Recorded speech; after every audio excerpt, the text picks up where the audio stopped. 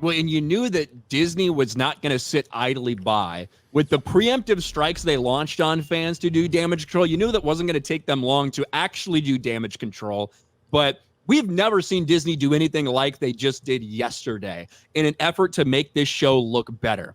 We know, we've talked about Rotten Tomatoes, the worst reviewed thing in history, in the history of Star Wars, worst audience score for The Acolyte. So it wasn't surprising that Disney felt the need to get out ahead of this, even if they had to do it by basically lying through their teeth.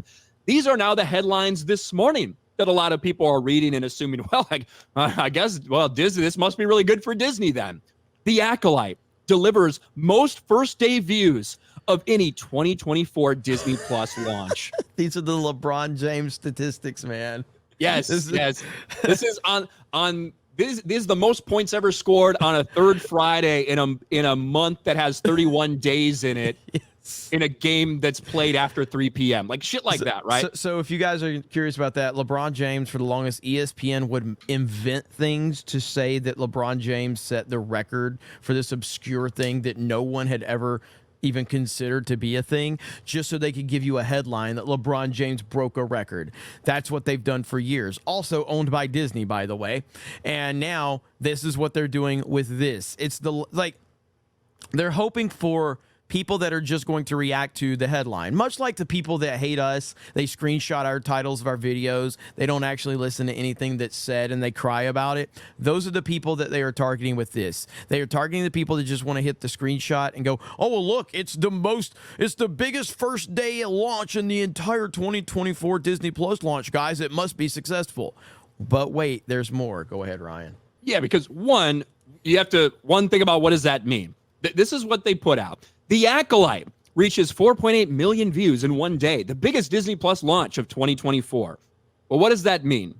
They didn't say the biggest Star Wars launch. They didn't say anything like that. We have never once ever got first day viewing data from Disney. Not ever have they released that shit.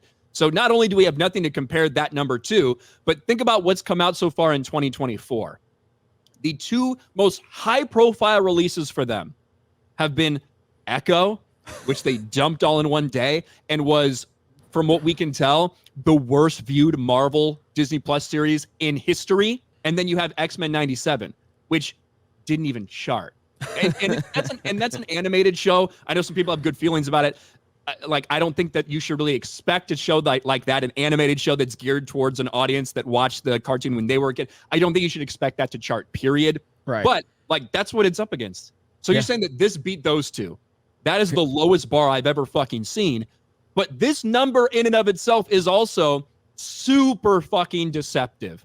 Because we've seen Disney do this. Remember when there was backlash towards Ahsoka, and for the first time in history, they told us, hey, it got 14 million views in the first 5 days or whatever it was. Something important to note there. They didn't do Ahsoka episodes 1 and 2 got 14 million views. They told you the first episode, also launched with 2 episodes, but they told you the first one got 14 million views. Whereas when it comes to The Acolyte, they're just saying the series accumulated 4.8 million views in the first day of release. So they are including the second episode in these numbers, which is something we've never seen them do before, in an effort to try to make it look as good as they possibly can. This is a massive spin. Mm-hmm. And even Variety really fails to acknowledge some of that, because look at the fucking math they decide to do. An exact first day viewership total isn't available for Ahsoka, the most recent Disney Star Wars series, though Disney did report it took 5 days to reach 14 million views.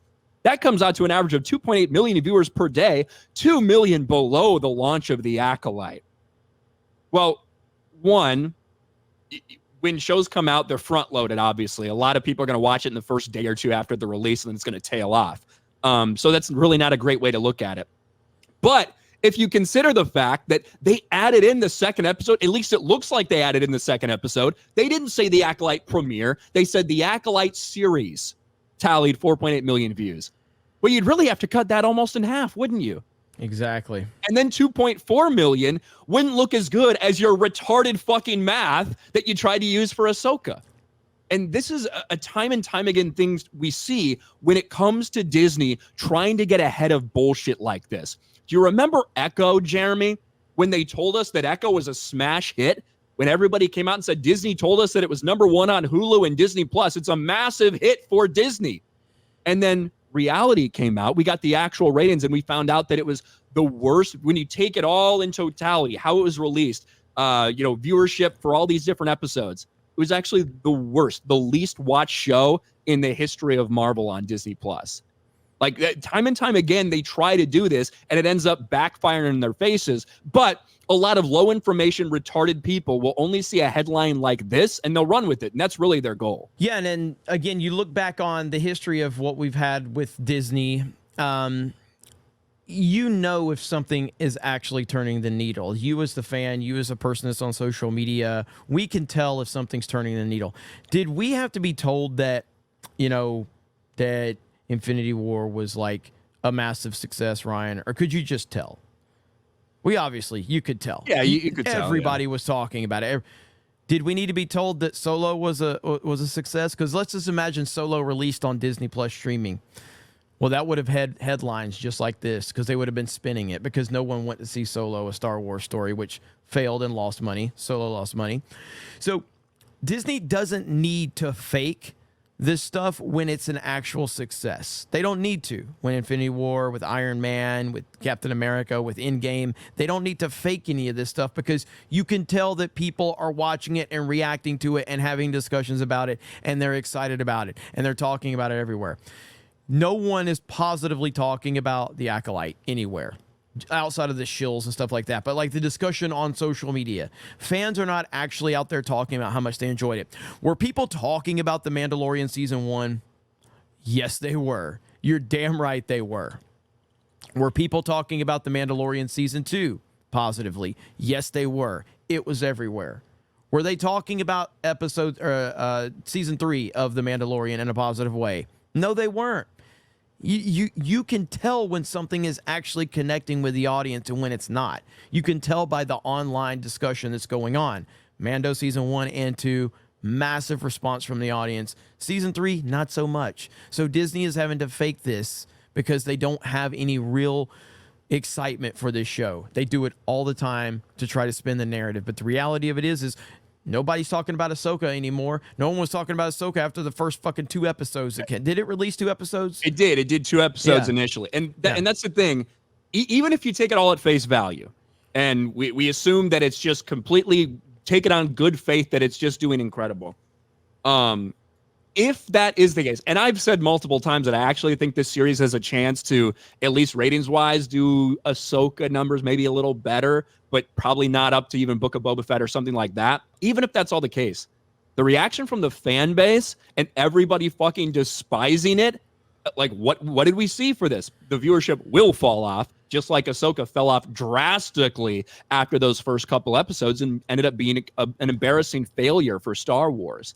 And now you're looking at something that likely has double that budget, and the fan base has rejected it like we've never seen anything rejected before. And that's even if you take everything at face value and assume that they're being completely truthful and not trying to spin anything in any way. Then still the reaction from the fan base, that is not going to negate something like that. Very true.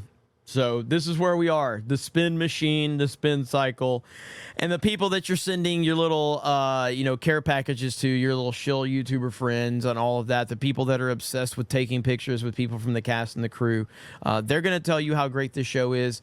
But I think you, the audience member, can tell when people are actually enjoying something and when they're not enjoying something. And no one is enjoying the Acolyte. Nobody is talking about this in a positive way, genuinely. It's just not happening.